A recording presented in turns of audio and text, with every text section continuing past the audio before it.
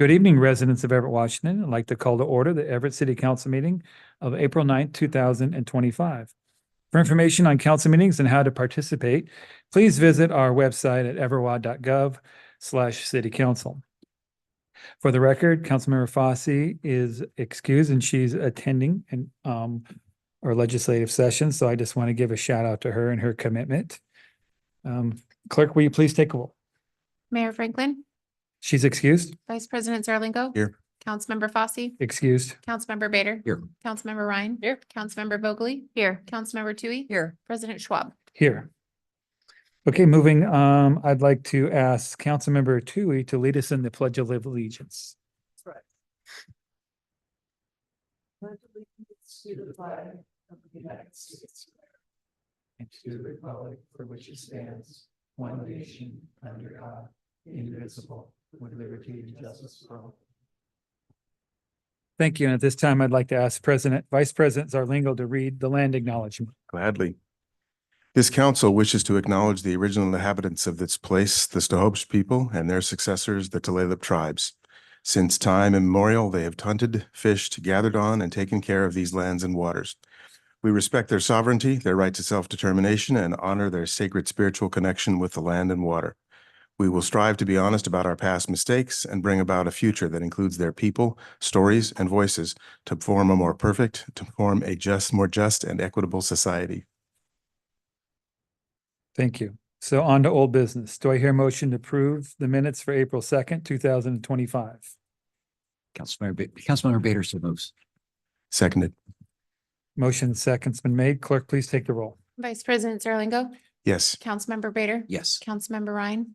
Yes. Councilmember Vogely. Yes. Councilmember Tui. Yes. President Schwab. Yes. Okay, moving on to public comments, which includes written comment acknowledgement under our rules. Written comments shall be considered in the same manner as oral comments.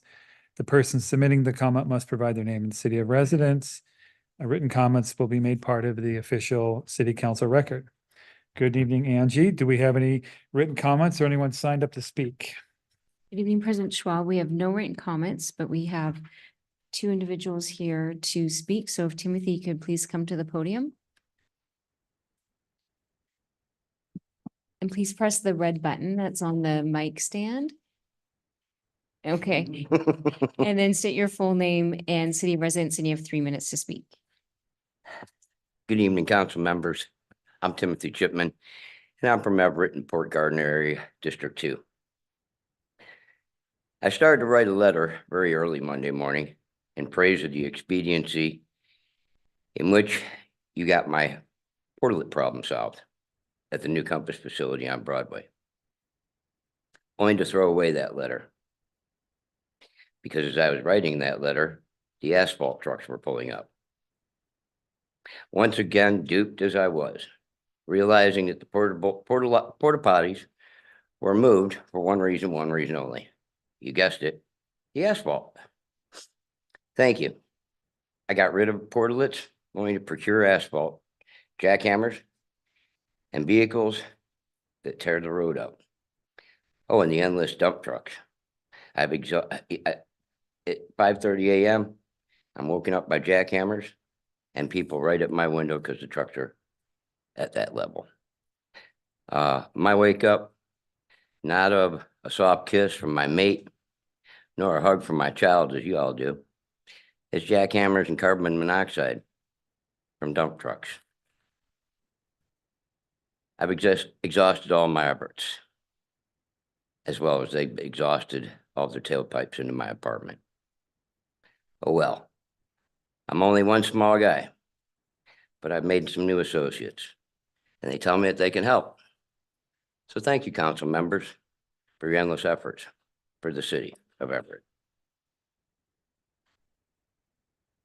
That's all I've got. Thank you very much. Thank you. And if Annie could please come to the podium. Annie. And please state your full name and city of residence, and you have 3 minutes to speak. My name's Annie Lyman, and I've moved back to Everett. I moved away for a while, but I'm back. And I have to say thank you to the city. I've built a little ADU on the property we own in the, I don't know the number, I couldn't even put it on the form, but it's the South Everett. Dawn is my representative. So we built a little ADU, and the permit process and the inspection process, because of the updating, we had started out in the old program, and then we dropped it during COVID, and then we reinitiated it again with the new guidelines, and it went very smoothly. I'm happily living in my little house for 2 years now. Anyway, it's been very good. I appreciate it. But I'm here for another reason today. I was notified Thursday night that there was going to be a court hearing of Judge Alexander's court on Friday of a group of master builders challenging the citizens initiative that was voted on in November. And from what I gathered, I worked on that initiative too, that 55% approval for that initiative is pretty darn good. People want clean water. They want clean air. They want a healthier life. So, and I really do appreciate the city of Everett citizens, because it was just the city that voted on that particular initiative, that stepped up and voted for it. So I was very, very happy, but a little uneasy when I heard that it was going to be challenged in court in Judge Alexander's court on Friday. So showed up, and there were several of us sitting there, and it was, so the disappointment comes that when the master builders put forward their argument about why they were worried, they're fearful of this initiative, citizens initiative. And basically there hasn't been anything to be fearful of yet. Everybody wants clean water and clean air. So, but I think what really tipped me over is why the city attorney was standing with the master builders. And from what I gathered from his statement before the judge, was looking out for the interests of the Port of Everett. And having many years' experience with the Port of Everett, I know that they have their own attorneys, and why it was necessary for the city's attorney to take a stand against a citizens initiative.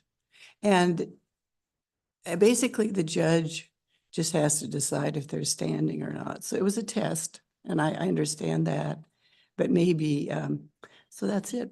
Thank you. And maybe the attorney can answer that during the attorney comments. I'd be glad to comment on that, Council Thank you. President Schwab, if you'd like me to. Could you wait to your comments? Absolutely. That'd be great. Thanks. Thank you. And Paula, if you could please come to the podium and state your full name and city of residence, and you have 3 minutes to speak.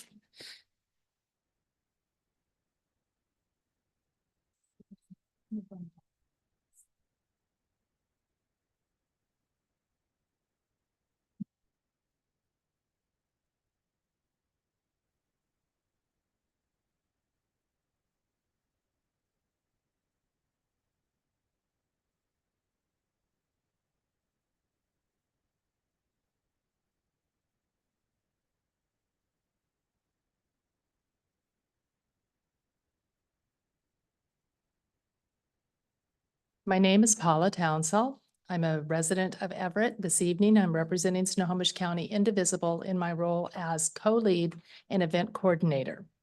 On Saturday, Snohomish County Indivisible coordinated the largest political rally in the history of this city and our county.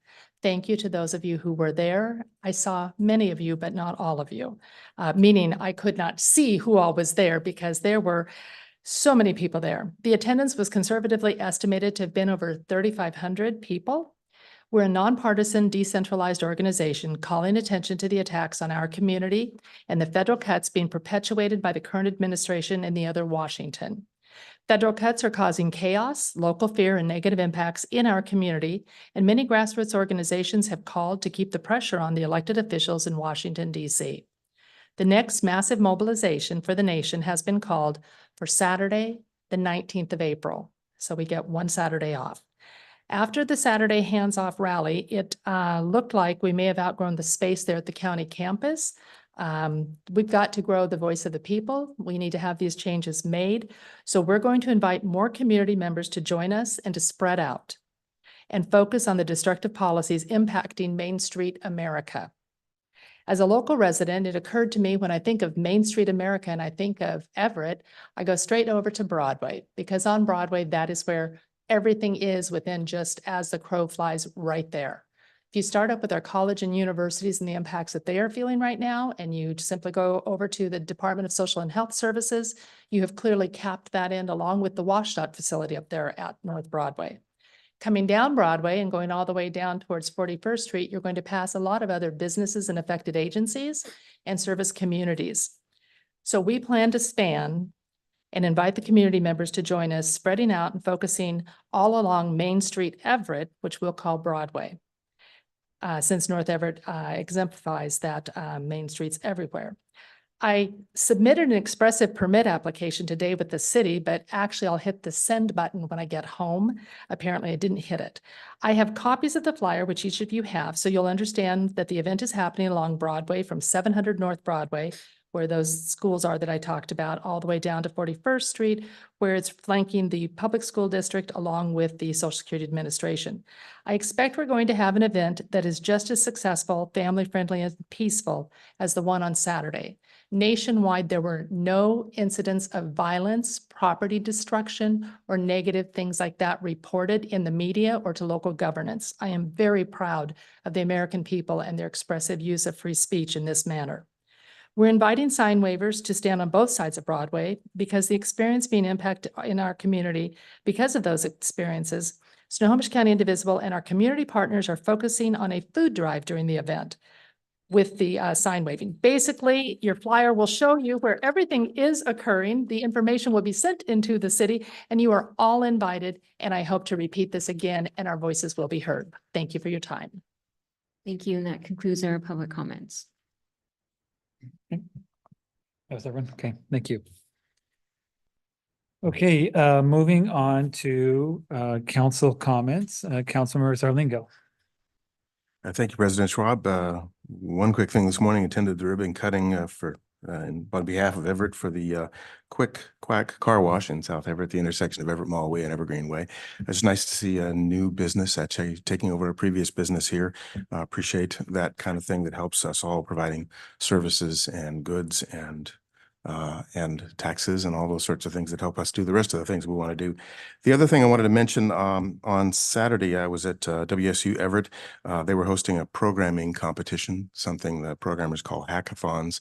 I guess it's called that because they're sort of a 24-hour marathon. They're given an assignment at noon one day, and then at noon the next day, that's over, and they prepare a presentation. So I was one of the judges there. I was invited by Chris Fadden, Everett's IT director. There were two other Everett IT professionals there, two more from Snohomish County, and Snohomish County Assessor Linda Helly.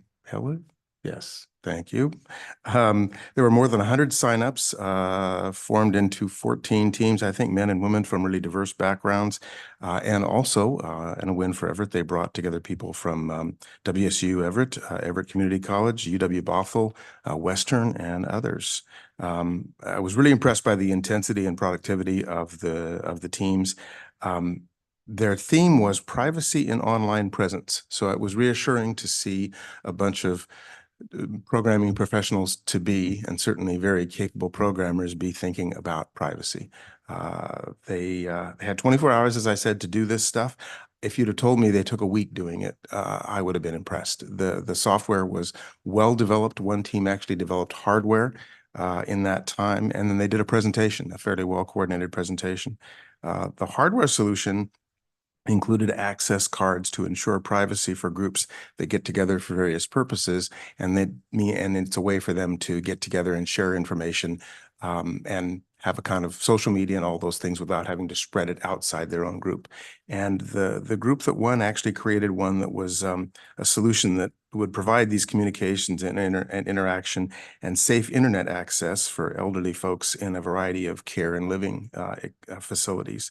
So it provides that kind of benefit that our older population would like to have without the danger of exploitation. So great to see a young team that sometimes I think we stereotypically think of them as they don't care about privacy, they don't understand those concerns, and they don't care that much about naive users or inexperienced users. This really was the opposite of that. So great stuff there. And I guess it was neat to have WSU as a host there, WSU Everett here. That probably shouldn't go without saying thanks to the late WSU President Elson Floyd, and then Everett Mayor and current Economic Alliance CEO Ray Stephenson. They were not the only people working to bring WSU Everett here, but they were the core of that. And looking back, that shouldn't go without notice. I think that's it. Thank you. Thank you, Councilmember Bader. Thanks, Council President. Real quick, attended the Puget Sound Regional Council Growth Management Committee last week. Three notable items on the agenda. A regional economic strategy. They do about every 5 years, and they're working on that. The last one had come out just before the pandemic, so it was not as kind of ultimately strategic as planned, I think, but they're working on the next one. So moving on with the online engagement with other stakeholders, and then analysis. So we'll see that in a bit. And then they're also working on a climate pollution reduction, a comprehensive climate action plan.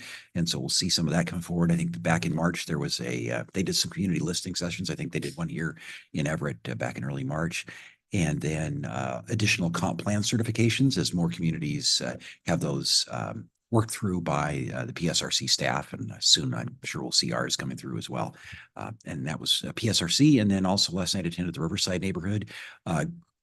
Great presentations by Captain Getz, Deputy Chief Hendrickson, Chief DeRoos, to the Riverside neighbors who were there about the flock drone cameras. Thanks for all the extra work that they're doing and going out into the community and doing that. It was over, I think they easily spent over an hour, probably closer to 2 hours with us answering questions. So much appreciated and good to hear them again. And that's all I have. Thank you. Thank you, Councilmember Ryan. Great, thank you. Thank you to the commenters. Thank you to Timothy as well for sharing this evening. I know it's not in chambers for folks who are watching online, but I think the good news with the Compass construction is that it should be wrapped up in May. So hopefully he won't have to endure the beeping and the noises much longer. And I'm committed to bringing little rubber stoppers for the doors for the outhouses if they get moved back. So happy to do that to make that solve. Annie, welcome back. Thank you. And Paula, thank you for sharing the update. Yes, was at last Saturday's event, spoke at it, and I've never seen the county campus that activated. And it was really inspiring to see people come together in the name of justice. So thank you. Thank you, Councilmember Vogely. There we go. Good evening, everyone. Yes, also thank you, Timothy, for coming. I imagine it's good to hear that the noise should be stifled come May because it'll be over. But I know there's noise ordinance, and I guess I'm just curious if it's being followed, and I don't know. So I'm just putting that out there because if it's 5:30 in the morning that lots and lots of loud noises are happening, that doesn't seem like a good idea. But I didn't look up the noise ordinance recently. So that's just something that I'm putting out there, and looking forward to hearing the response for Annie. And today is Arbor Day, and I went to the park with a lot of kids from the Boys and Girls Club, and I got to read the proclamation for Tree Day USA. I might even have it in my pocket, but don't worry, I'm not going to read it again here. And it was really lovely, and the weather was warm. I was wearing a sweater because I wasn't sure, because what is the weather doing these days? Who knows? And I almost took it off, but I didn't. And now I can't remember. or 6 trees were planted, but the one that we got to hold the gold shovels around was a magnolia tree and had a few blooms. And this was at Walter Hall Park, and I'm just sharing that it was lovely, and they weren't all magnolias. And I did ask our arborist, and I can't remember his name, sorry. When I say magnolia tree, people try to tell me that it's a tulip tree. Is there a difference? And am I right or am I wrong? And I will tell everybody right now that no, tulip trees are different than magnolia trees. And we have magnolias here. And so now you all know, just like I do. That is all. Thank you for listening. Thank you. Councilmember Tui.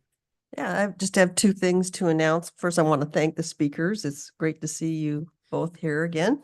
And the other speaker that left already, but the Went Awards, the annual Went and Mayor's Arts Award are tomorrow evening at the Everett Performing Arts Center. Social hour starts at 6 and the program is at 7. It's always fun to get to watch the videos of the people that are making a difference in our community. So I really recommend folks to go, and it's also very entertaining. They have a lot of special guest performances. And then the Monte Cristo Awards nominations are open. I couldn't find online what the deadline is on it, but I know it's open. So we'll find out when the deadline is. So that's all I have. Thank you. Thank you very much. And thank you for participating, our speakers today. Moving on to our consent items, and there's been a request to, hang on, I'm ready to go. Can you tell? I have such good things to share. You have lots to share. Okay, we'll hold on the consent items and hear from administration. Thank you. Well, it does not give me enough time to find the Monte Cristo deadline, but I will Okay, work on that. all right. The mayor is sorry that she can't be here tonight, but I wanted to share a couple things that she was going to share. So the first is that this week is National Library Week. It's an annual celebration highlighting the valuable role libraries, librarians, and library workers play in strengthening our communities and transforming lives. Our Everett Public Library and library team is a shining example of how we care for the well-being of our community. Between our 2 branches, our hundreds of thousands of books, robust digital resources, access to services, plus fun educational programming for all ages, that's provided by all of that is provided by our incredible library staff. We have a great partnership with Everett Public Schools, where over 20,000 students can now access library materials with their student ID. And we've got the Little Silence Lab with Imagine Children's Museum. It's another good example of how our library teams work collaboratively to take care of our community. So on behalf of the mayor, I invite everyone to celebrate National Library Week and visit one of our 2 amazing branches because we really appreciate our library staff. They're the best. My other note on behalf of the mayor is that recently the State Department of Ecology announced that King, Pierce, and Snohomish County are in a drought advisory stage along with 4 other counties. But Everett's water utility is not part of this. Neither are Seattle or Tacoma. We continue to have sufficient, excellent quality water available for our residents. So we're not in a drought advisory. Last week, she had the fun things. I have a couple other things. But last week you heard from residents with concerns about a number of properties along Lombard. And I just wanted to let you know, we talked a bit about it at the Parks and Built Environment Committee as well. But I wanted to let you know that we're very familiar with these houses and we are processing those emails that council received as code complaints. So since the last meeting, and this may have happened, but we will be visiting those, our staff will be visiting those properties and swinging by to see if there are needs for compliance. Some of them were closed code cases, and so we'll see if their circumstances have changed and we need to reopen them.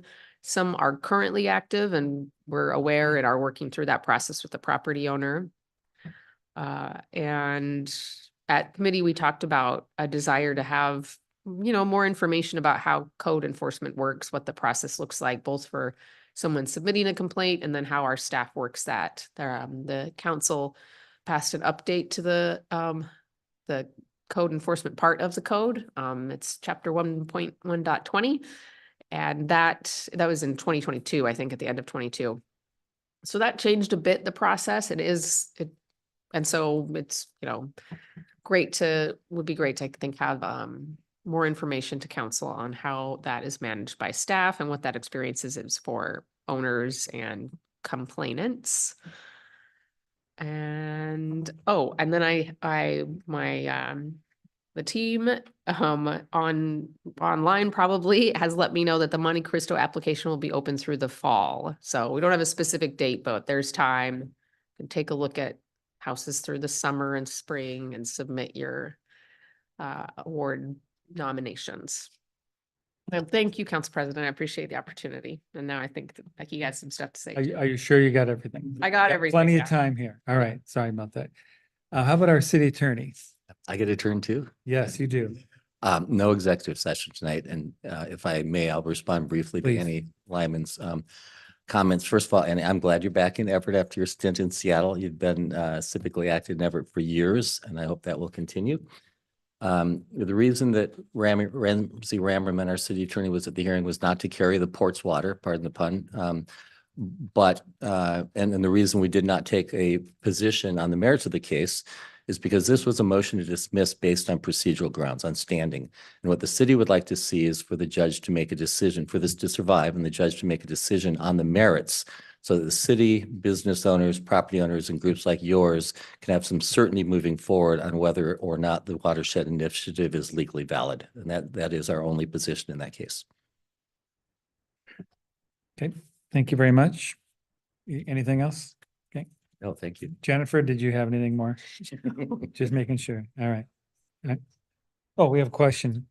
Not For really, For our but city attorney? No. no, I just thank you so much, Jennifer, for mentioning that we did indeed have a meeting this evening that I chaired, and I completely forgot to tell everybody about that.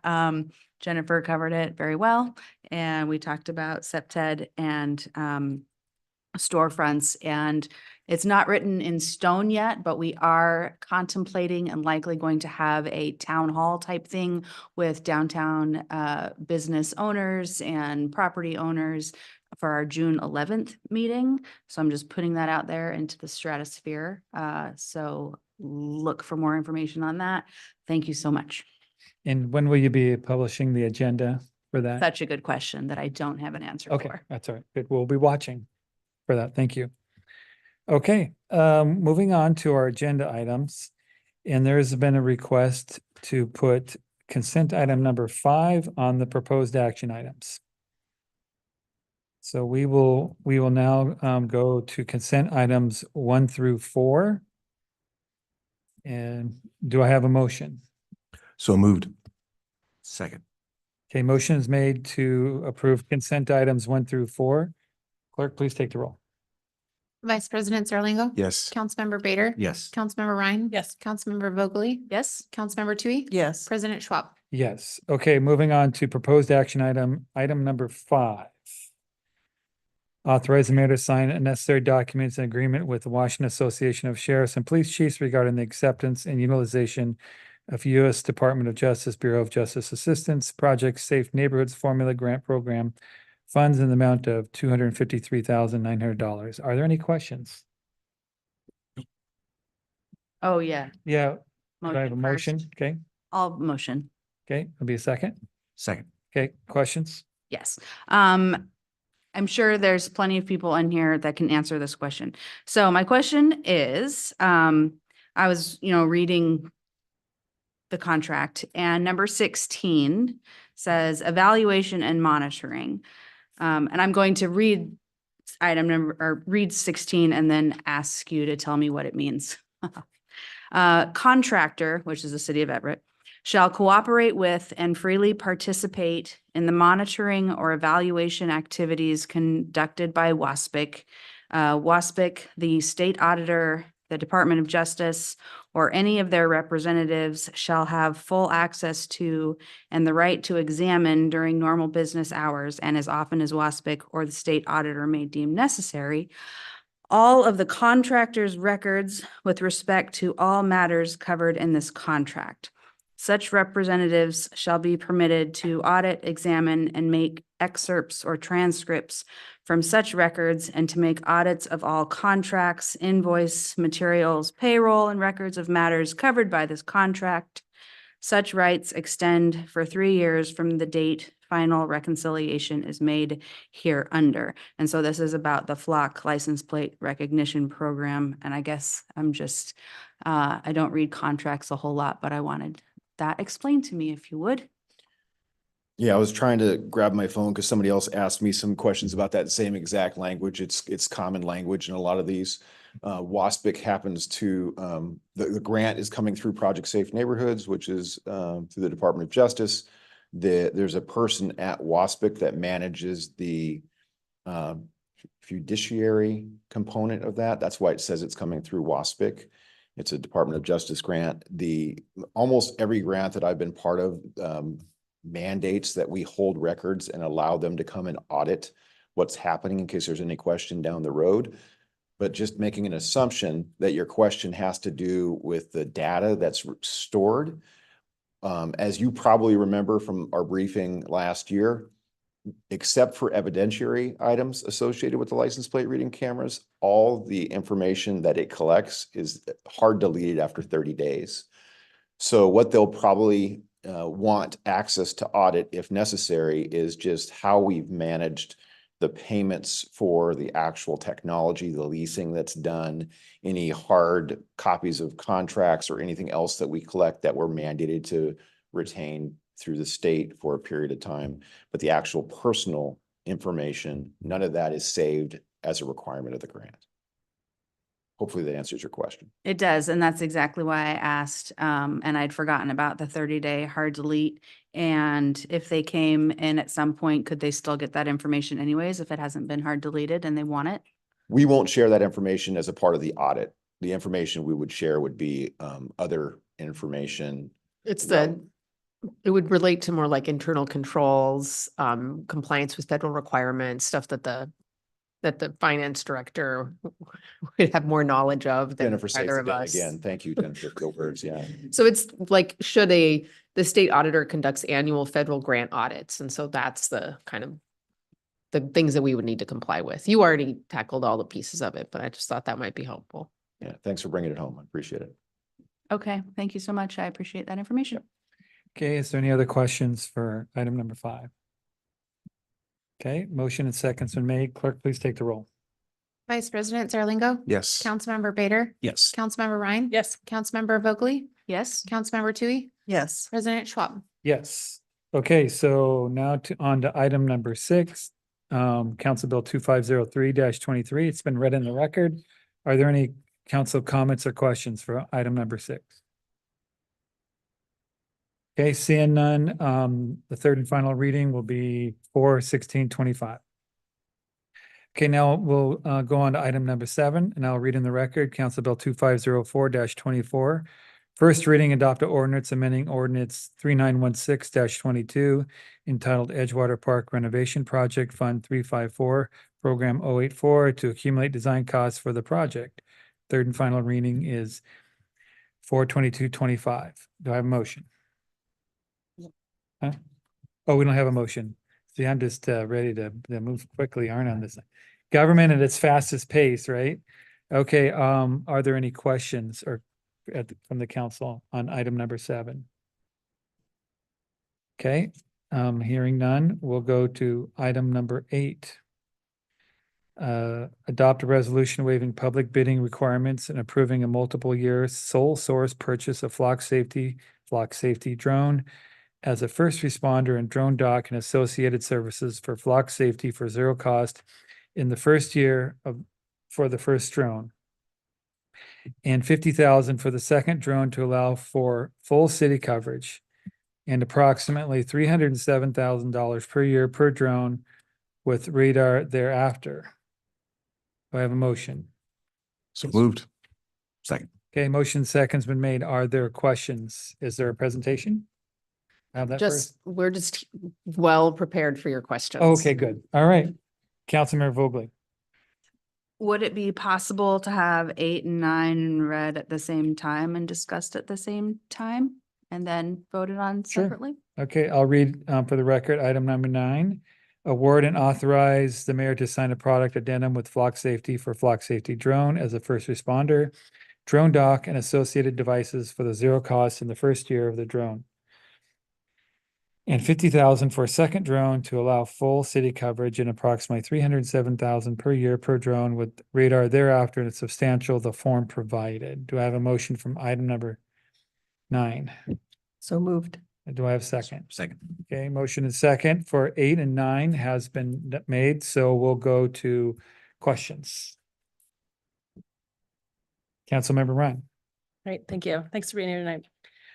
So as I'm reading through the council cover sheet, I guess I'll start with numbers. So the council cover sheet mentions that it'd be approximately 307,000 per drone for each for the year after, but then in the contract part, it says 507. So I was hoping you could help me with what the number amount would be for year 2. Take it. Sure. There's a lot of factors that are in play. I'm not sure specifically where the 500, was it 507,000 you said? The rough estimate cost for a drone with radar is about $307,000 a year.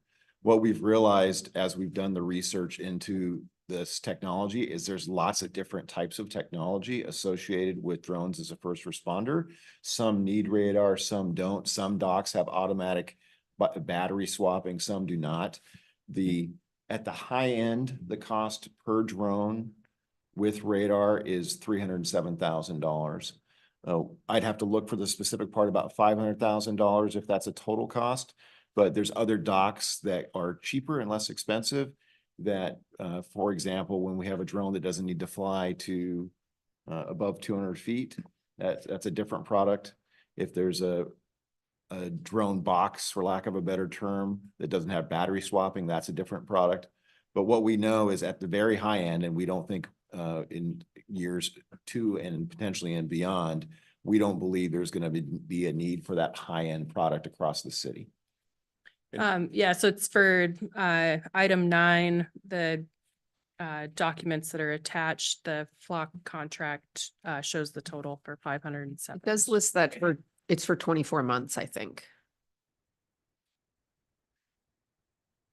But So maybe- 307 plus 307 is Sure, not to maybe 507. clarify, the technical part of the program, in order for us to fly in South Everett, because of our proximity to the airport, we need to have a radar associated with the product. So there's a radar, and then there's the drone and the drone dock. To fly in the north end of the city, again, to allow for full coverage of the city, to have that second dock, we don't require that second dock, that second radar.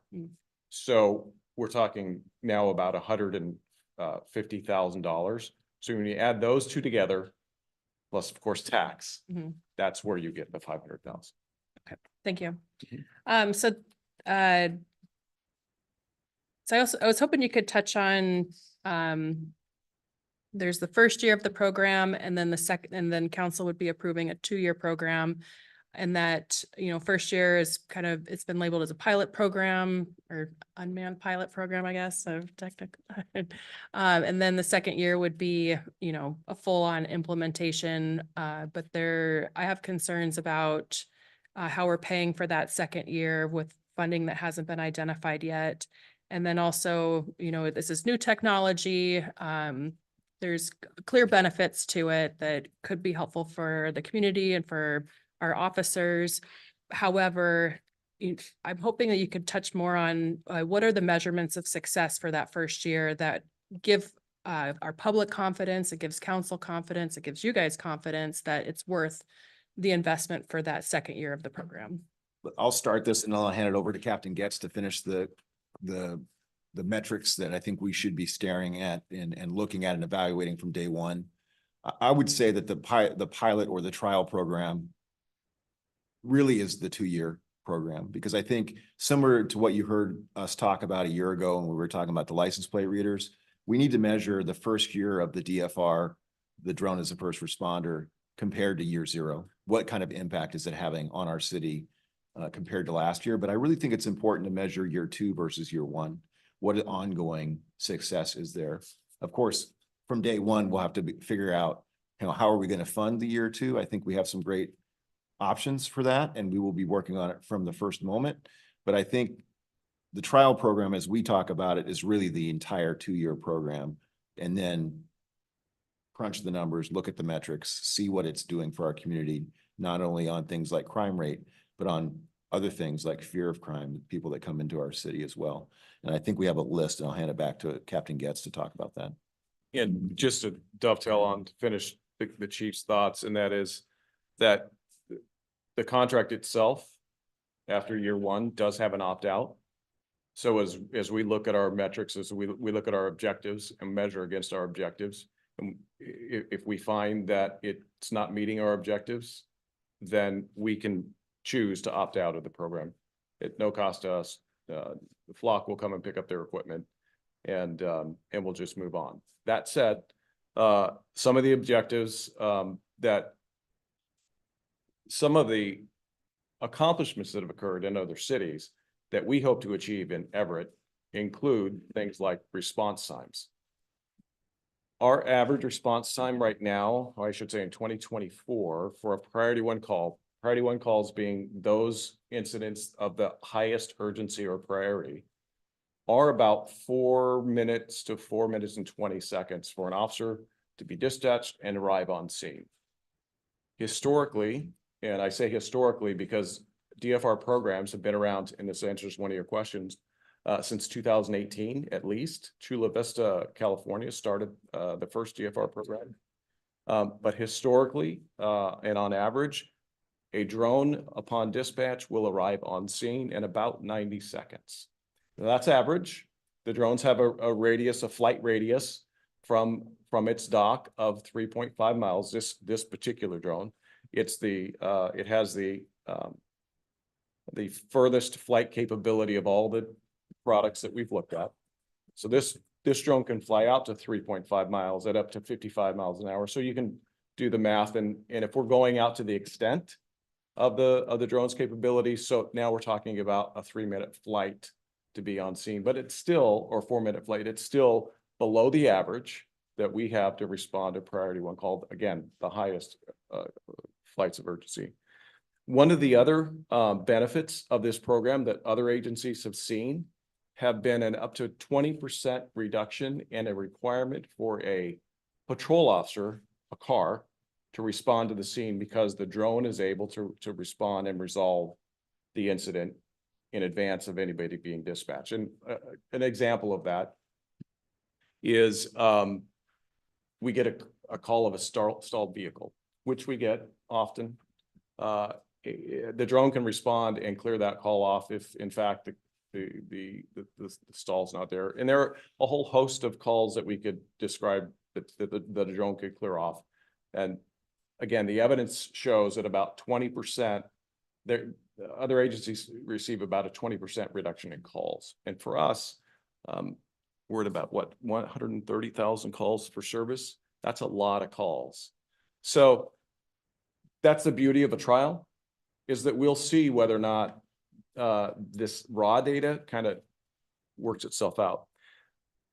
The other areas that, or one of our objectives is, just improved officer safety, awareness. That early arrival time on a scene within 90 seconds, and our pilots are able to transmit to the officers that are going to say, let's say a shots fired call. And I think we talked about maybe we talk about an incident that happened in Chula Vista. I can describe it. It was on video the other day. But if our drone's on scene within 90 seconds and able to provide information to our officers to approach in a specific way that makes them more safe and ultimately the community safer, then that's valuable information that will, again, just improve our approach overall. And as an example, and I'll just talk about this call that Chula Vista gave.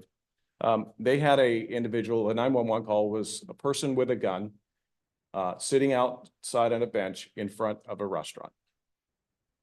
And you can see in the video when the drone arrives that there's a person sitting at a bench waving a gun around, and there's people walking around. And this person puts this gun to their head, or appears to put the gun to their head. Officers are responding to that scene. As as the video continues for about 20 more seconds, the officers or the drone operator, the pilot, eventually sees that the person holding the gun lights a cigarette with a gun. It's not a gun, actually, it's a cigarette lighter. That de-escalated the entire approach for the officers. They can go in there in a manner that is much more calm. Obviously, we have somebody waving a gun around, we may actually unholster our firearm, and that just heightens the risk to everybody. That's a good example of us getting on scene quickly, being able to resolve incidents or calls and de-escalate at the same time. So that's the long answer. I apologize, but hopefully that answers the question. Yeah, I think I'll speak for myself, but I think we can see the benefits of a drone as a first responder program and the good that it can do. And I look forward to hearing more about what those specific metrics are, and then also attaching a dollar amount to that to show, and also just like the human cost too, and the human benefit of,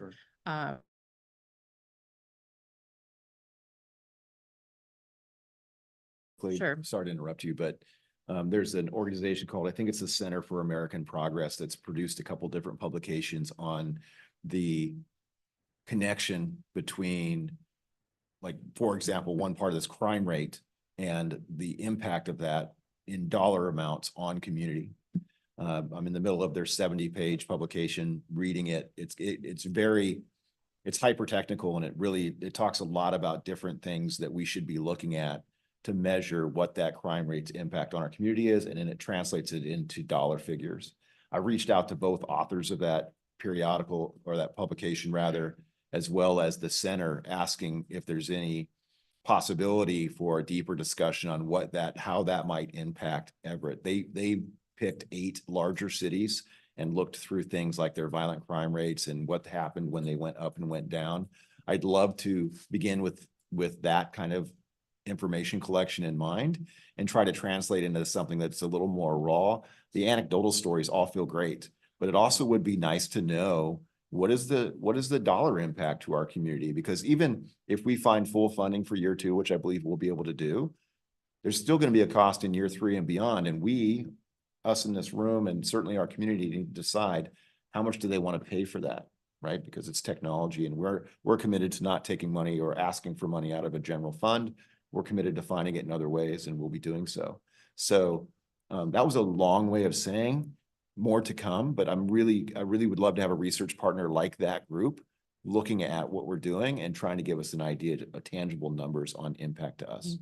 Yeah, I would assume too that there would be a measurement of officer wellness that would go along with it too, so that, officers responding to a man waving a gun around, their emotional approach to that situation versus the heads up that, like, oh, it's just a lighter, that helps with officer wellness in the long run. So Use of like his story, when he was saying it, I was thinking use of force. Like, what do our use of force numbers look like per incident? Collisions, we get disregarded. We're not going lights and siren to an event. What do our collision numbers look like, right? We have the way to track those numbers down to the mile, right? So if we can see a reduction there, causality sometimes is hard, right? But we'll look at all those numbers and maybe between now and then some others that we hadn't even considered yet. I got on the phone today, or the Teams call, with Daryl Lowe, who's the Redmond chief, and they've had DFR since last August? No, August. So I just asked him, what else are we missing? What else are you learning? And he says it's developing as it goes. More and more stuff is coming to light. So we will continue to pivot, but we're going to involve our analysts early and we'll be looking at the numbers and hopefully report back to you on what some of those metrics look like. thanks. So I know you guys are working on securing funding for year 2. I'm concerned about what happens if funding isn't secured, because as I read what's before us today, we're committing to those 2 years, regardless of whether or not funding is secured. So if it's not secured, where is the funding going to be coming from? And what would council's involvement be with that financial allocation, and also there would be any council involvement with a possible opt-out? I'm having some deja vu. You were asking money questions last year, and it was like a week later that the funding was secured through the Washington Auto Theft Prevention Authority. Like I said, we're actively working on that. In fact, we just submitted a grant to the Washington Auto Theft Prevention Authority to help with this. I think part of this is our commitment that we'll opt out if we can't find the funding. So we have a no holds barred, no questions asked, opt out clause in this contract. If we can find no money and we can't find the partnerships to allow this to happen, then we'll just have to say we're opt out. I mean, our community ultimately makes the decision, right? On how they pay for things. They've made some decisions like that recently. We don't want to get there. We want to find it. And we've had some really good discussions with some partners that I think will come to the table. But that's why I want to start now, so that we're not waiting till the last second to make a tough decision like that. Thank you. Two more questions. I was curious if there's any associated technology needs for this program. Like I'm picturing, especially with the other pan tilt zoom cameras, I think of this as a mobile pan tilt zoom camera, but is there some sort of center that there'd be screens and a place where the dispatcher can easily see what's happening through the drone's camera so that they can give accurate information to people responding? So we are in the process of developing what we'll call a pilot's nest or a pilot position in our will probably be located in our South Precinct. A pilot in bare bones can fly this system on their phone. Bare bones, not the best option, but yes, we will be utilizing some of our M&O funds to purchase a computer and a couple of screens. We would imagine possibly in the longer run a larger television monitor in order to have just a bigger view of the surroundings, because the camera on this system is great. And the ability for the pilot to see a larger picture instead of just a computer screen is important. So we are looking into that and utilizing existing M&O. Those are what I would consider, in the grand scheme of things, fairly low cost items. But that's essentially our need: a keyboard, a mouse, a PlayStation controller. Those are our literal needs to fly the drone.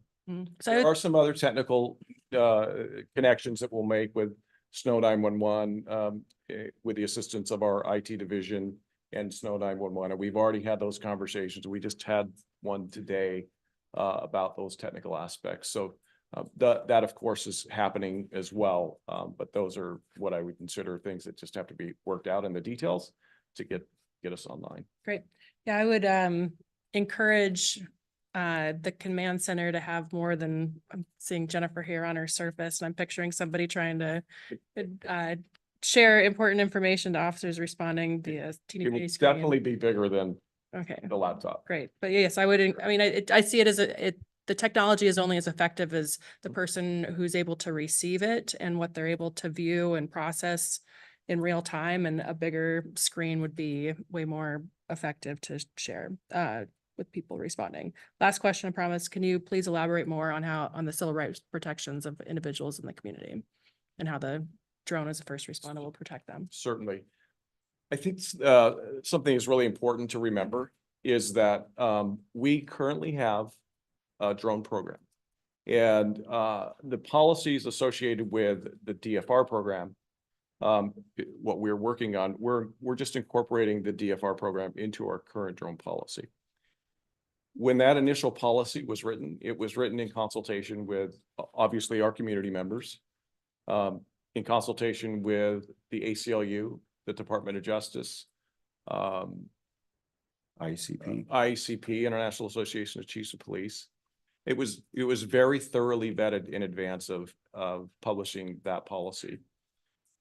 As soon as we're done adding in the details associated with deploying a DFR, we will publish that draft policy, and it may be as early as this week or early next week, for the public for review, for everyone on the dais to be able to review. But we're really not changing much of anything related to our current policy. It has all of those protections in the policy. I'd be happy to read off the things that we won't do, and that might be helpful, Yes, please. certainly. I would just add to that, something that came up at the committee last week when they did the demonstration, which I think is maybe if you just think about drone footage that you've seen, this camera doesn't like float over the street and over backyards until it gets to the scene. The camera is really just sort of forward facing until it arrives at the location where it's kind of been deployed to. So, so as far as like the footage that it collects, it's more like head up until it arrives and then the camera points down. But now you've got it already. So there you go. That's right. That's right. Thank you. So here are the things, some of the things that we won't do with our program. We will not be utilizing our DFR program for routine patrols. Every deployment that we have with the DFR program are going to be 911 initiated or a call from an officer for support. Drones will not be used for proactive surveillance. We will not be utilizing our drones for immigration informant. We won't be targeting any individuals based upon their characteristics or trafficking vehicles or persons to or from medical or healthcare facilities. We will not be using the drone to observe First Amendment activities, and this is all in our policy. The drones will not have facial recognition abilities.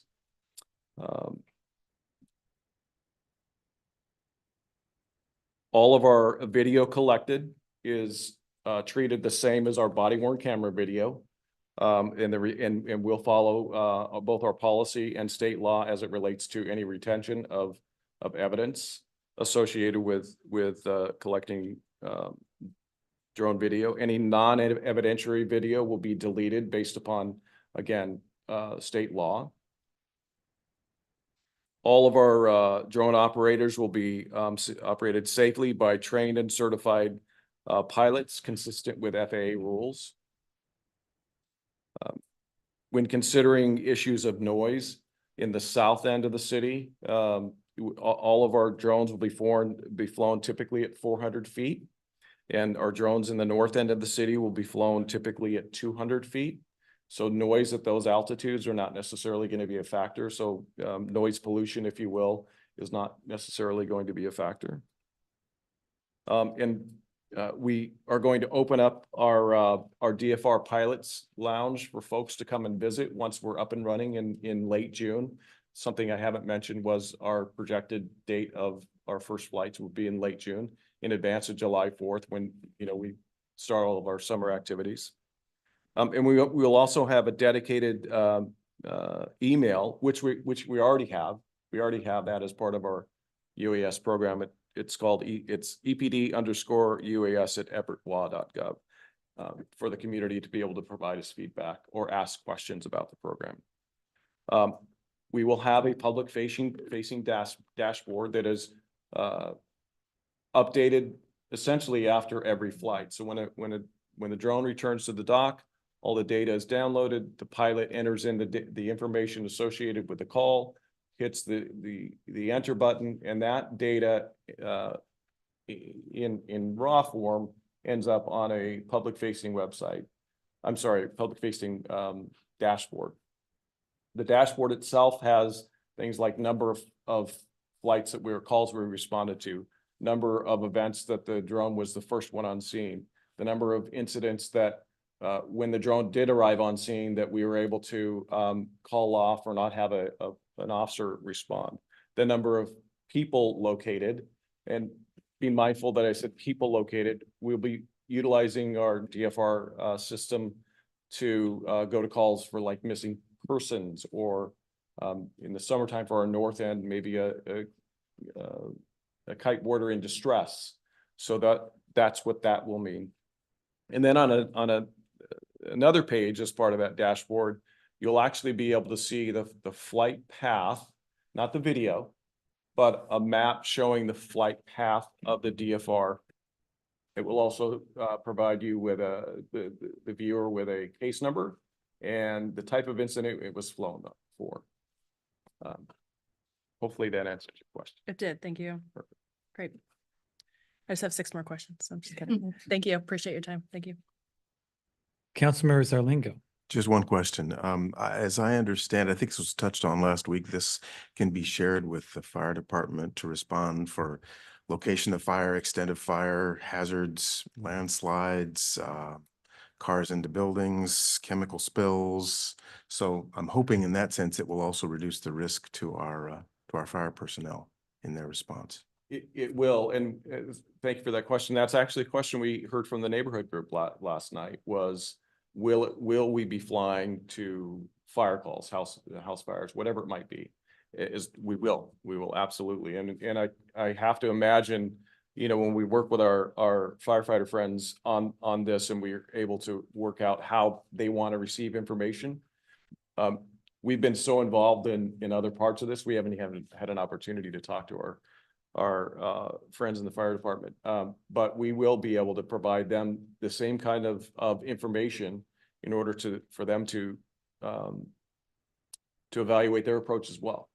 So we'll certainly do that. We'll do that with PUD. We'll do that with Burlington Northern, all of our partners within the city. And as a matter of fact, the North drone should be able to reach far enough north that if we have boaters in distress off of Tulalip, we should be able to go help out with that. So we intend to be very good community partners, both here in our city and we're able to others just outside of our city. Well, I can imagine with either fire or police, if you're responding to something like a down power line, you'd rather stay away from that with a drone.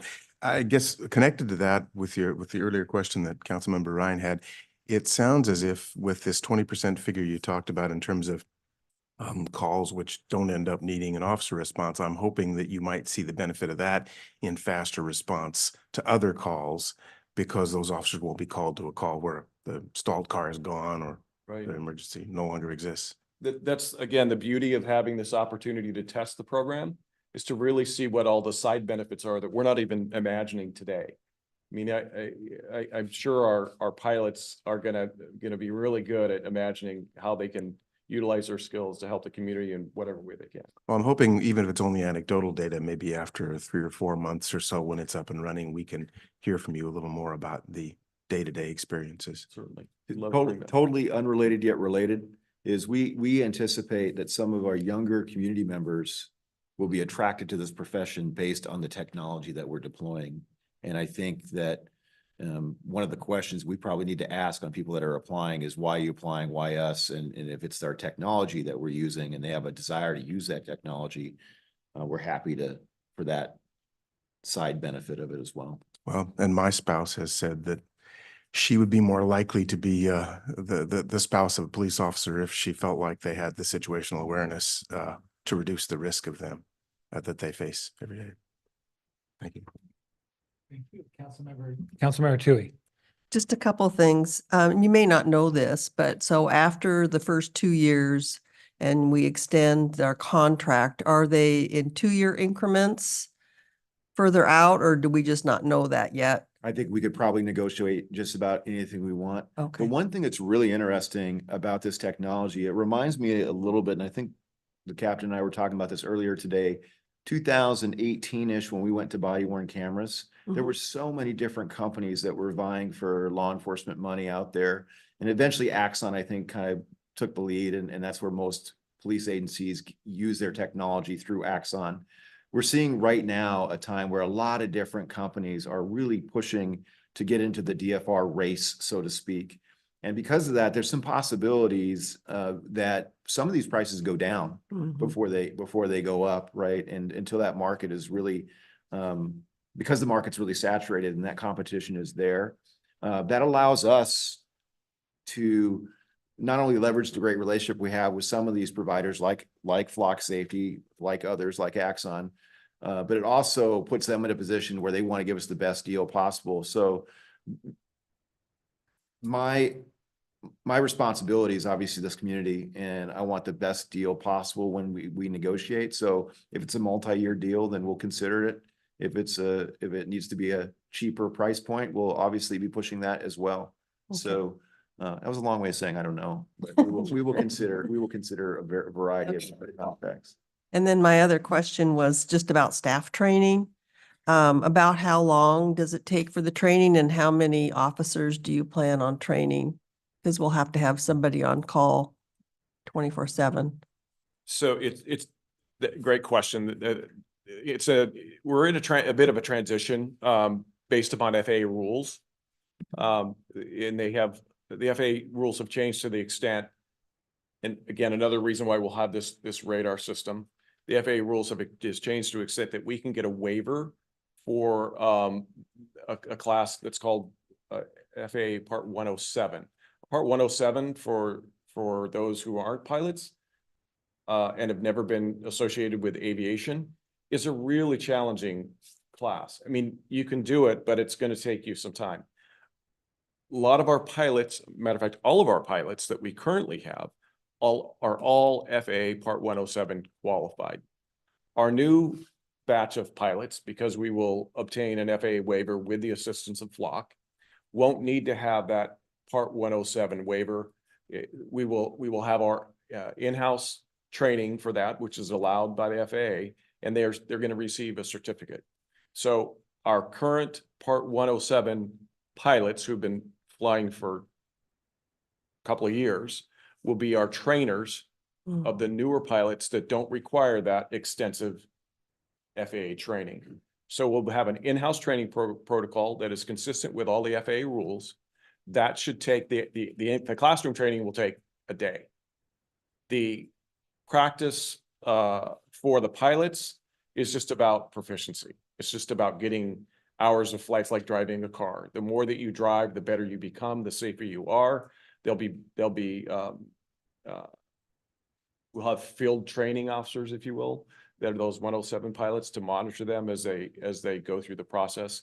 And once the Part 107 pilots believe that the new pilots are ready to fly on their own, they'll be allowed to fly on their own. We'll certify them ourselves. One of In-house. and maybe this gives you some peace of mind, it gives me some peace of mind. One of the things we're dealing with such a new technology is when you're at the leading edge, there's not best practices really established yet, right? So we are going to do our best with the experts we already have, including pilots like Captain Getz, defining what is the best training for somebody that's going to be sitting in one of these rooms and flying these. And we're going to be evaluating and reevaluating constantly what level of training is necessary. But everybody's going to receive at least some basic training, and some of our staff have already trained to the next level when it comes to flying these things. So you have quite a few people, officers that could step in and fly it. Yes, and we're going to overtrain. Okay. We're going to overtrain because we don't want to have this technology sitting in this box on a roof and all our pilots are homesick or something, right? So we will overtrain so that there's somebody available. Right. And make sure that on every shift we can get one of these DFR drones in the air. Right. Thank you. And if I can add just one more thing about safety, because safety is really important. We don't want one of our aircraft to have an incursion on another aircraft because we are so close to an airport. Part of the safety features that are included as part of this program and the radar system is a collision avoidance system. So if our DFR, as it flies, notices that it is in conflict with another aircraft, potentially, it will take its own action to avoid a collision. So it will override what we're doing. Hopefully we're seeing what's happening, but if we're not, it will override and avoid that collision. It'll descend quickly. It will take a left or a right, much like what is called a TCAS in an airliner. It'll avoid collision. So that's part of the safety features that are important to us. Thank you. Okay, any question? Councilmember Vogely? Did you really think you were going to get away No, with that no, question? not at all. Oh my gosh. So I know that you had at least 2 public discussions. What were some of the things that people were against, and were you able to allay their fears? Yeah, maybe I'll start and you'll think of some. I think, branding is really important. I don't like the name drone as a first responder. I think it sounds like a sentry is going on patrol and taking the place of an officer. That's not what this is, but that's just what the public has started calling this. So that's what, so we had people that were, thinking of our era RoboCop, Terminator, right? These are not armed. There's no weaponry on these things. They don't go out and go on patrol and find people that are doing something wrong in their backyard. And I think that was when people better understood that it was going to respond to needs that come to us. Request assistant officer, a report of a stranded kayaker, a down power line, a stabbing at a school or something worse. That's what we're responding to, right? And so those kind of questions came up. And of course, the questions about personal liberties, right? We just had this great rally at county campus. Nobody would want a police drone coming over. Who's all at the rally, right? Now, they would want the police drone to come over when somebody goes and tries to assault somebody at the rally because there's a disagreement in beliefs. Then we would respond to that, but it's nothing about your right to express your free speech, right? So I think the basic ones came up quite a bit, and we just explained everything we've explained to you today, plus that our policy is going to be online, that we're going to be constantly auditing what we're doing. And I didn't see anything that came up or remember anything that really jumped out that was a major concern that we couldn't alleviate that concern. I had one question regarding the camera that Jennifer talked about and what the camera is going to be looking at on its way to a call. And again, the camera is going to be pointed to the horizon while it's flying to a call. Once the drone operator takes control of the drone, once it's on scene, then he or she also takes control of the camera. The policy is admirable. I wrote a whole thing. I'm not sure if I'm gonna read it, but I have great concerns, like great concerns. And I was here for the committee meeting last week. And if we weren't living in such times that we are right now, I would maybe be comfortable with it. I don't think I'm ever going to be comfortable with drones as a first responder.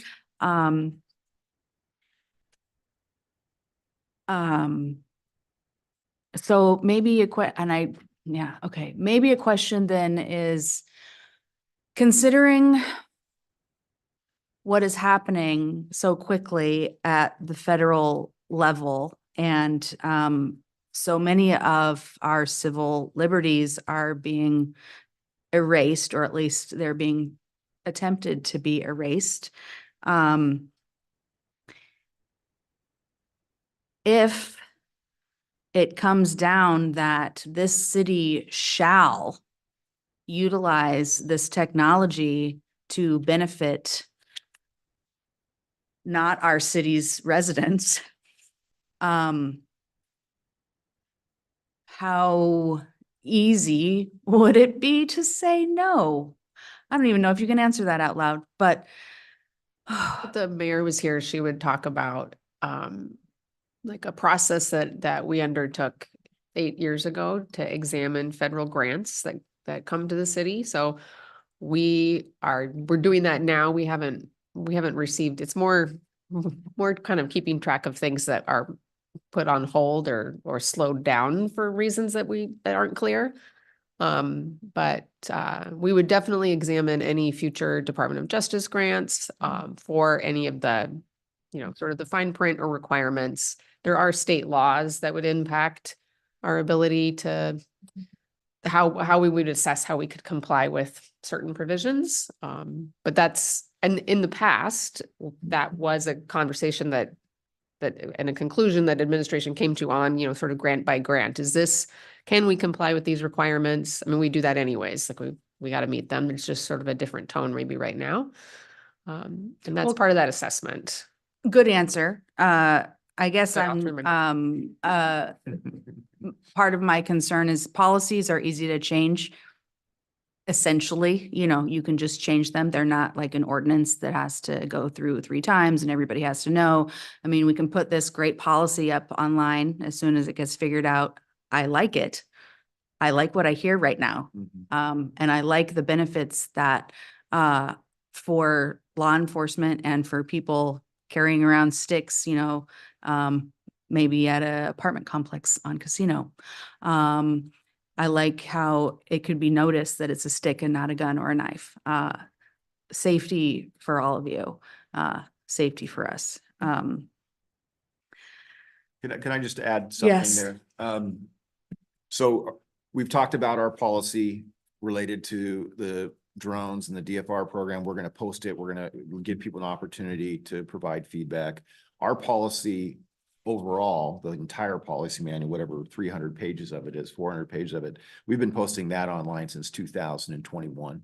So anybody can go and look at it. We're going to continue to have a drone and a DFR page that we'll keep the policy there, the excerpt of the drone policy there as well. We believe, and we've been around this job for a little bit, that we really get our power to do our job just like you guys do through the community. And if we were to change that, especially, I mean, we'll never change it without anybody knowing, but if we were to change that and that would get out to the community, I imagine this room would be full and that there'd be a lot of comments about, we don't want our police department doing that. If they provide us with the power, they can take it away as well. And so to kind of get back to what you were originally saying, if something like that were to occur, which I don't believe it will because they have all the technology they want, they don't need our Right. technology, that this system would get grounded and we'd be done using it. Hopefully that gives you a little peace of mind. It does. I'm gonna vote how I vote, and I want you to know that I appreciate the work that you are doing, and there is other work that I absolutely abhor, and that does not go towards you. So that is all I will say right now. Okay, is there any more questions or comments for action items 8 or 9? Okay, seeing none, thank you very much for the in-depth presentation. Thanks for the time. Yeah, excellent, excellent job. Thank you.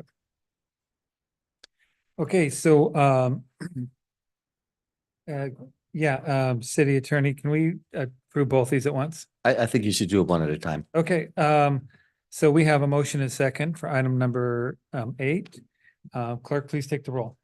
Vice President Zarlingo. Yes. Councilmember Bader. Yes. Councilmember Ryan. Yes. Councilmember Vogely. No. Councilmember Tui. Yes. President Schwab. Yes, okay, we have a motion and a second for item number 9. Clerk, please take the roll. Vice President Zarlingo. Yes. Councilmember Bader. Yes. Councilmember Ryan. Yes. Councilmember Vogely. No. Councilmember Tui. Yes. President Schwab. Yes, okay, thank you very much once again. All right, so moving on to item number 10, Council Bill 2503-22, third and final reading. Adopt an ordinance approving the appropriations of the 2025 revised City of Everett budget and amending ordinance number 4055-24. Is there a presentation? Yes, we have just a little bit more information regarding your questions from last week. Okay. And I think Scott has successfully joined the Zoom and we'll have just it's one slide effectively. Good evening, Council President Schwab, council members. Tonight I have with me City Attorney David Hall, and we're going to discuss the initial estimated consultant and legal fees. The city has requested PFM financial advisors to assist in the development of a financial plan for the outdoor multipurpose facility. Services may include assisting the city in the development of a preliminary financial plan that considers the long-term financial impacts of the project, review examples of similar stadium financing, review and evaluate proposed funding sources for this project, and identify any risks associated with various funding sources. David? So Scott talked about the $45,000. There you go. Scott talked about the $45,000 fee to financial advisors. The remaining consultant fees are for consulting work to advise and support the law firm's work on lease negotiations and property acquisition.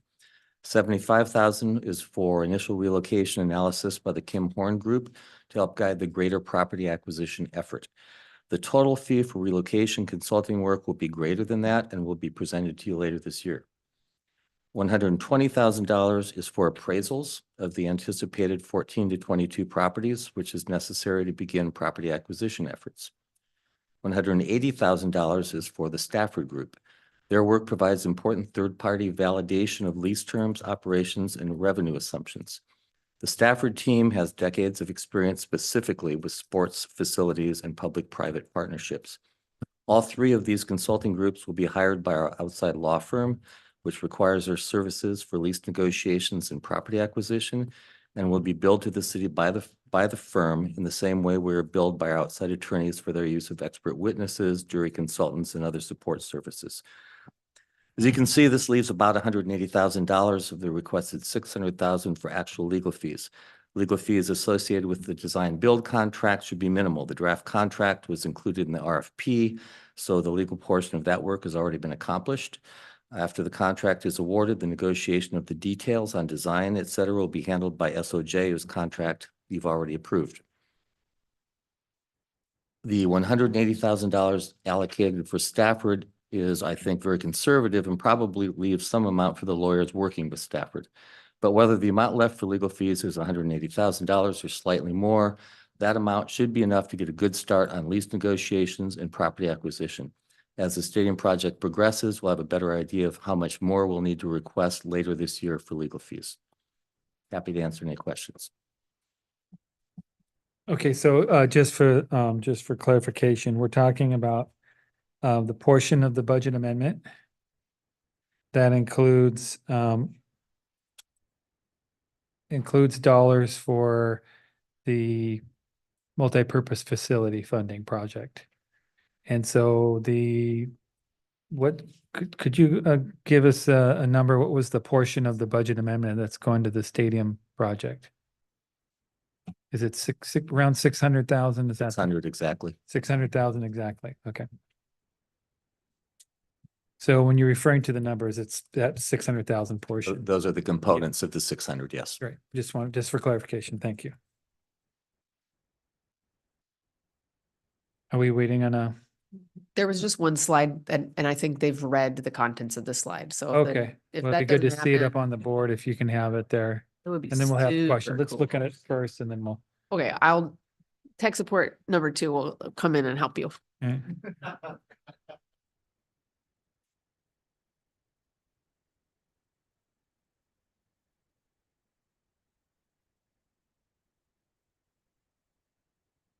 Can I ask a question while? Yeah, Never would it be mind. helpful Here to it see is. this first? Yeah, let's look at this and just so we have a reference.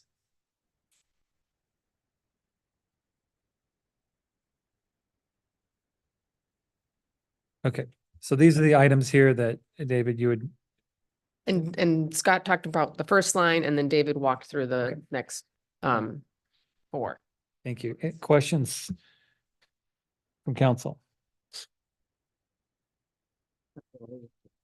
Okay. So, You kind of yes. said a made noise first, so yeah, Councilmember Vogler.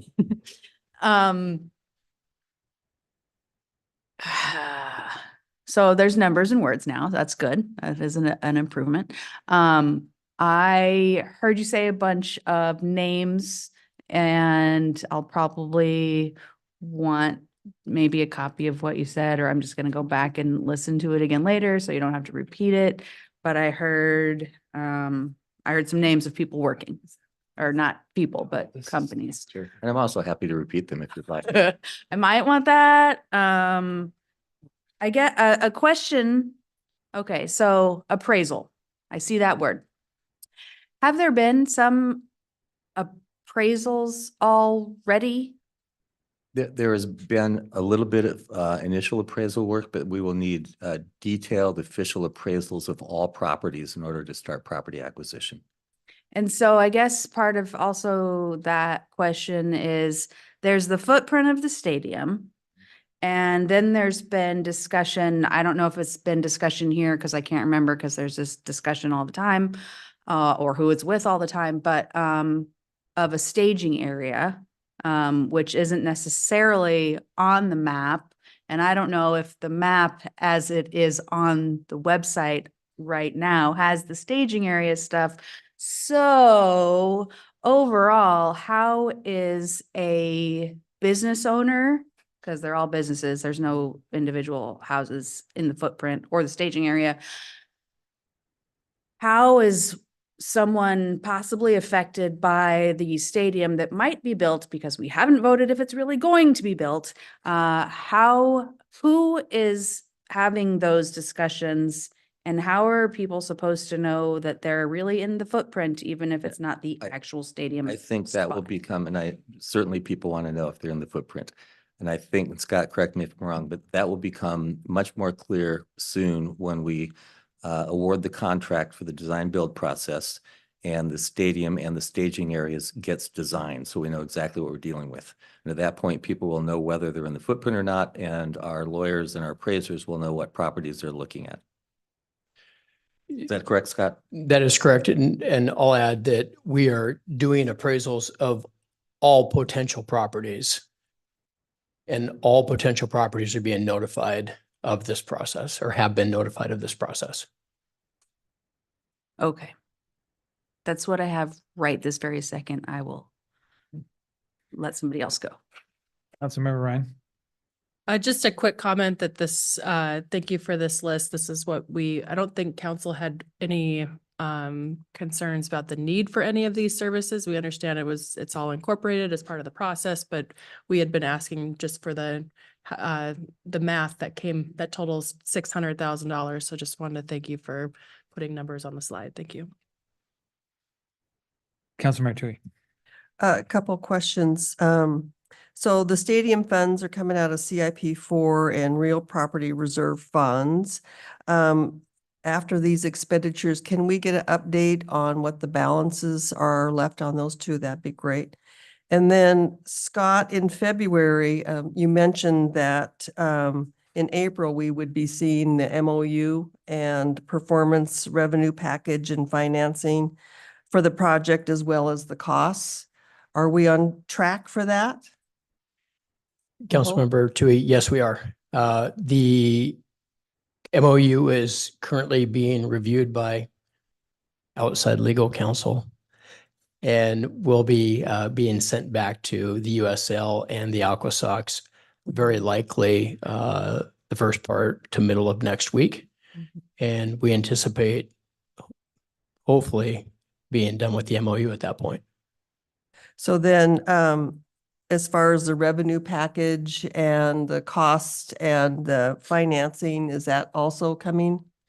Well, like David alluded to, we won't know the cost until we get further down in the progressive design build. I mean, that's always been the process. With regards to the revenue is going to be tied to that as well. We'll have some speculatory numbers of what we anticipate, but until we know what we can build, we don't know what revenue it'll generate, right? So until we get further down the line with a full plan, full GMP, we won't know, can we build suites that generate X? Can we build, more fan amenities that generate Y? So we'll have some early numbers, but until we get all the way through that with the lease negotiations tied to that building, we won't have all of the numbers.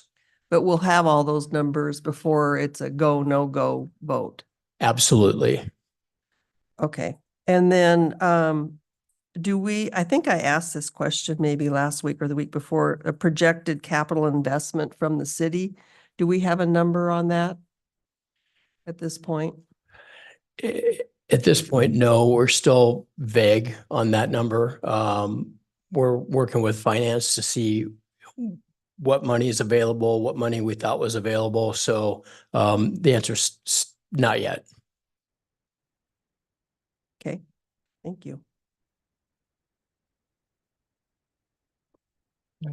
Councilmember Vogely. Thank you. I have a list of like all of the different outside legal counsel that we use sometimes that I got from 2022, 23. Some of the names that you mentioned last week are on that. I'm just putting that information out there. My question is, when a firm is used, whether they're on the outside legal counsel list or not, even if it's like Kimley Horn, who's not legal, not lawyers, I'm sure they're legal. will PSAs, project service agreements be written for these, for specific items? Like a few years ago, council had to use some legal counsel. They were already on the list, but we had something specific for them to do, so we wrote up a contract. Right, and that was a lawyer that was hired by council for a special purpose. What we do with, when the legal department hires lawyers, we do an engagement letter, not a PSA.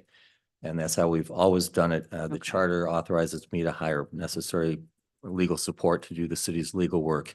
And we've always done it through engagement letters rather than PSAs. And the consulting work that's being done, because they're being hired by the law firm rather than us, won't be PSAs that go through the city. There'll be contracts with the law firm that would be then billed to us through the law firm. As I said, just like other support services for outside counsel are billed to the city through the law firm. Okay, and so that would take actual receipts and it's not just easily found. I didn't find any online. I know how to look for these things, but those particular things aren't. Okay, so I'm just getting an understanding and I understand that. Yep. And thank you for your answer. I will accept that. Thank you. So I just wanted to make a kind of a assessment of what an MOU will, a lease agreement. That'll get us closer to seeing what the kind of the base project will be able to afford. Is that fair to say?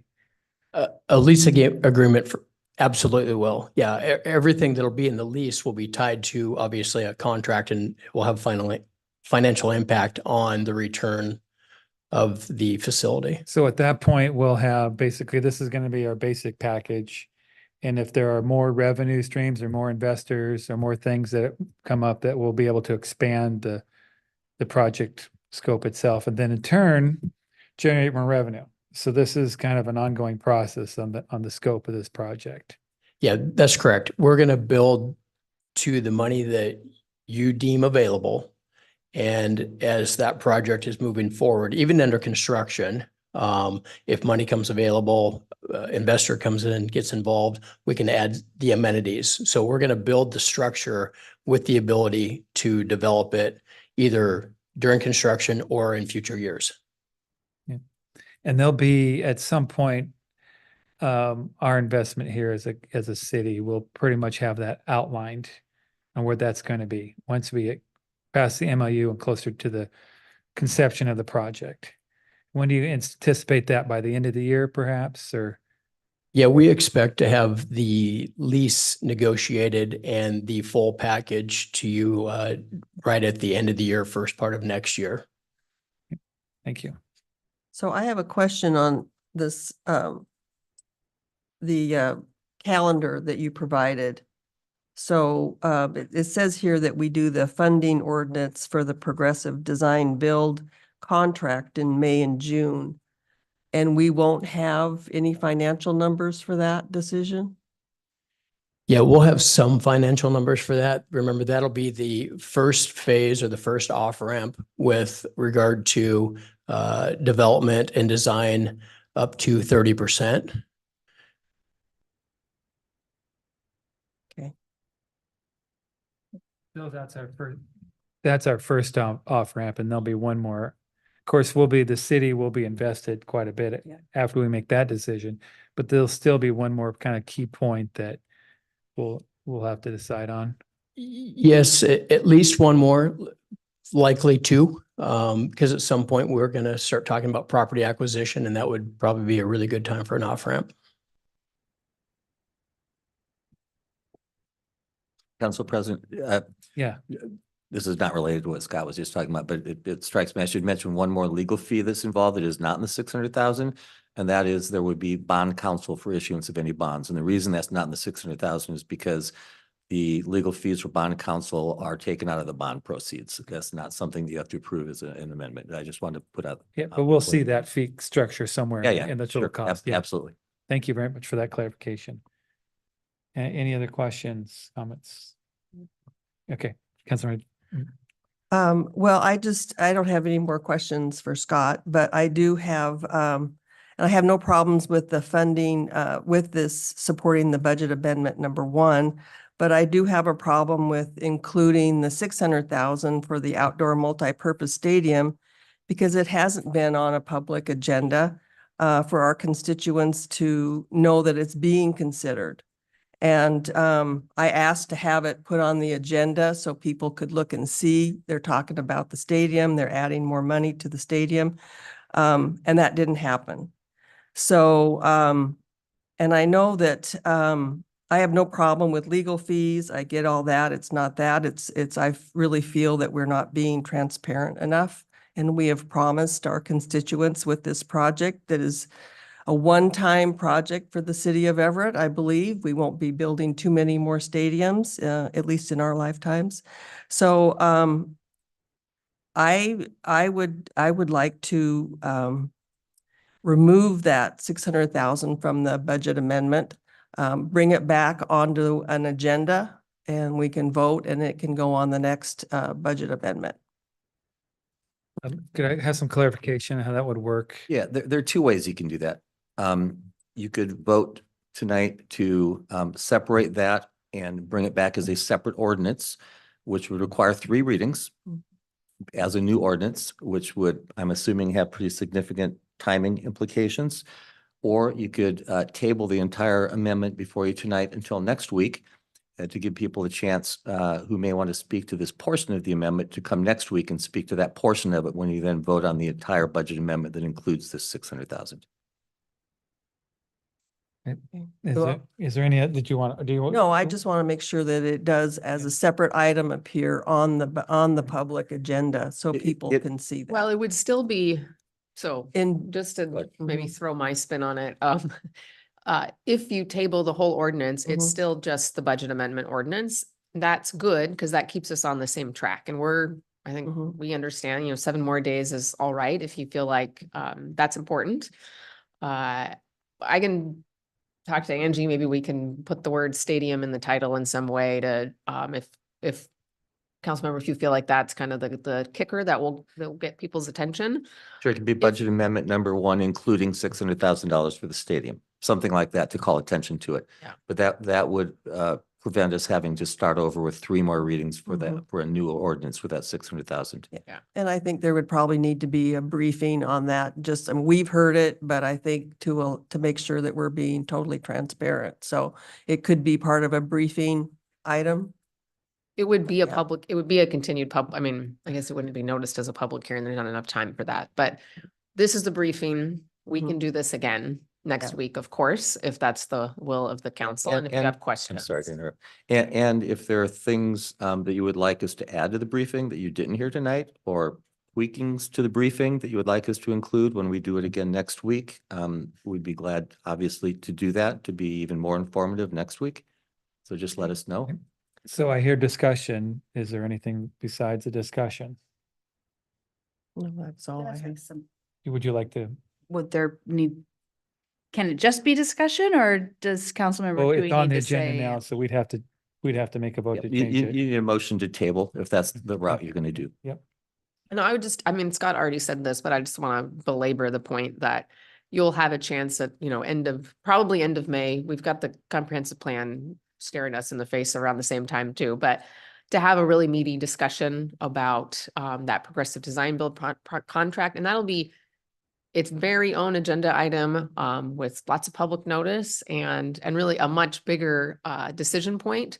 This 600,000 is really just a necessary due diligence piece that helps protect the city's investment we've already made and that we'll be making over the coming weeks. And then at the end of the year, and Scott talked about that, that really big, like the whole package is there. We have the whole funding package, the whole build cost. That's that kind of final end of the road off ramp. I would flag those 2 as really significant points. And also tonight you have 600,000, which is part of this 80 million-ish project that you guys all started with that first step. We've had many steps before that, but first significant, really momentous step in December. We're within the numbers that you saw back in December still. So anyways, and you can. Okay, thank you decide for to the table. discussion and thanks for the details in the presentation. Councilmember Bader. Thanks, Council. sorry, what would a briefing look like that? I mean, would it be essentially rebriefing what was just briefed right now? I would probably spend the next 3 weeks showing you the same slides that I showed you the last 3 weeks. Well, hopefully the next 3 weeks, if we just table it until next week, it would be next week. We could just present this slide again unless there's something specific that council would want to hear next week. If, assuming it gets tabled to And next again, week. if there's more information that you would like from me, for example, just let me, email me, let me know, and I'll include that in the next briefing that'll be more full than this one was. Councilmember Ryan? Yeah, thank you. As a suggestion, we do have the multipurpose stadium website as well that's public facing. It looks like maybe the last update was in December. So it might be a good time to take a look at the website and what information is currently public facing, and if there's been any updates since then, including the work that's happening, where we are in the process, just more things for the public to understand, and maybe link to the budget amendment or the slide presentation or something along those lines to help with that public facing engagement part. Councilmember Bader? Thanks. For me, the issue of these legal fees were first raised 2 weeks ago. Usually when we start acting on something that has some controversy or some community interest, we start to see emails, et cetera, coming to us. So far, I've seen none. So I guess I'm just doubting the level of community concern about this, other than community concern about why are you building a ball field?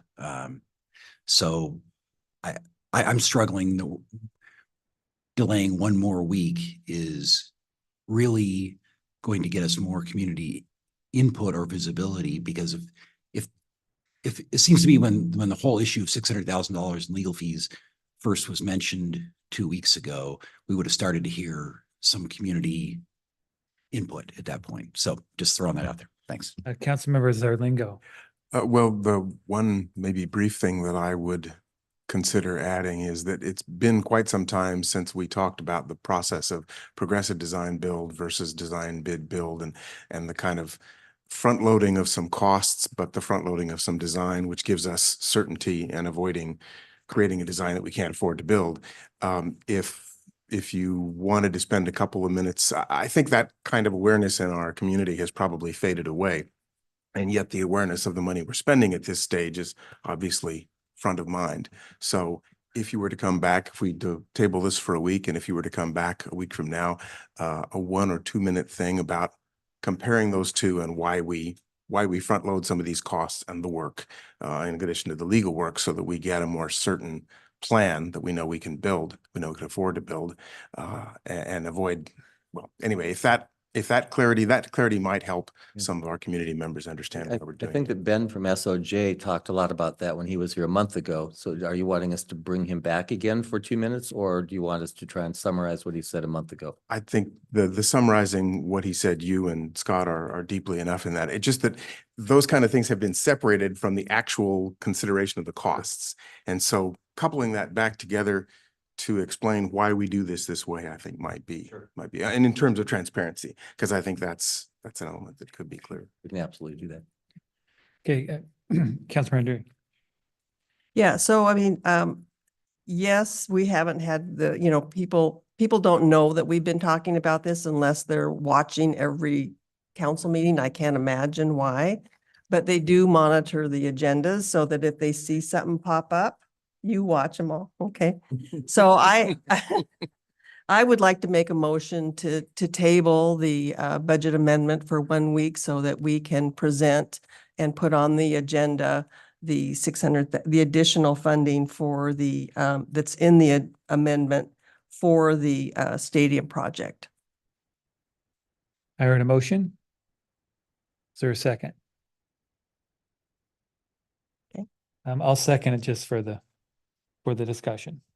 Okay. So motion and second is made. Is there any other discussion about this? We've had quite a bit. Okay, no more discussion. Clerk, please take the roll. Vice President Zarlingo, Yes. Councilmember Bader, Abstain. Councilmember Ryan, No. Councilmember Vogely, No. Councilmember Tui, Yes. President Schwab. Yes. No.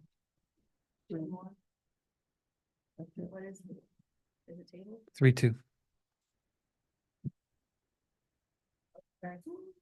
Okay.